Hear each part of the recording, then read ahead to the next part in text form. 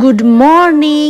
আজকে আমার বার্থডে, তাই আজকে বেলা করে ঘুম থেকে উঠলেও কেউ আমাকে কিচ্ছু বলবে না। বার্থডে স্পেশাল বকাবকি থেকে ছুটকারা আছে আজকে, তাই হালকা একটু বেলা করে ঘুম থেকে উঠে তাড়াতাড়ি করে ফ্রেশ হয়ে নিয়ে সকাল সকাল আজকে স্নান করে নিতে হবে। বাই দ্য ওয়ে, তোমরা আগের ভিডিওতে বার্থডে উইশ করে ভরিয়ে দিয়েছো, তাই সবাইকে মন থেকে জানাই থ্যাংক ইউ। আর সামনে থেকে দেখা হলে একটা চকলেট তোমাদের জন্য বরাদ্দ। চলো ফ্রেশ হয়ে চলে এসেছি, এখন হালকা একটু বডি কেয়ার আর স্কিন কেয়ার করা যাক। বার্থডে থেকে নিজের সাথে শপথ নিয়েছি যে এবার থেকে মন দিয়ে স্কিন কেয়ারটা করবো। বলো, অনেক সাজগোজ হয়ে গেছে, এবার ঠাকুরের কাছে মন ভরে প্রার্থনা করে আসি। জন্মদিন বলে কথা, ঠাকুর কি আর আজকে খালি হাতে আমাকে ফেরাবে? আজকেই মোক্ষম সুযোগ ভগবানের কাছ থেকে কিছু চাওয়ার। পুজো দেওয়ার আগে গাছ থেকে নিজে হাতে ফুল তুলে নিয়েছি। চলো তাহলে এবার পুজোটা দিয়ে আসা যাক। ভগবানের কাছে মন ভরে প্রার্থনা করলাম, আর কি চাইলাম সেটা না হয় না বলাই থাক। পুজো দেওয়ার পর বাড়ির যেহেতু সব থেকে ছোট সদস্য আমি, তাই সব বাড়ির পায়ে আমাকে এখন প্রণাম ঠুকতে হবে। প্রথমে মাকে প্রণাম করলাম, আর আমার স্নান করার আগেই বাবা অফিস চলে গেছে, তাই বাবাকে না প্রণাম করতে পেরে বাড়ির সকল সদস্যকে প্রণাম করে নিয়েছি। চুপি চুপি আমার ঠাকুমা আমার হাতে আবার 100 টাকাও গুঁজে দিয়েছে। এই সব কিছু করতে করতে এতটাই দেরি হয়ে গেছিল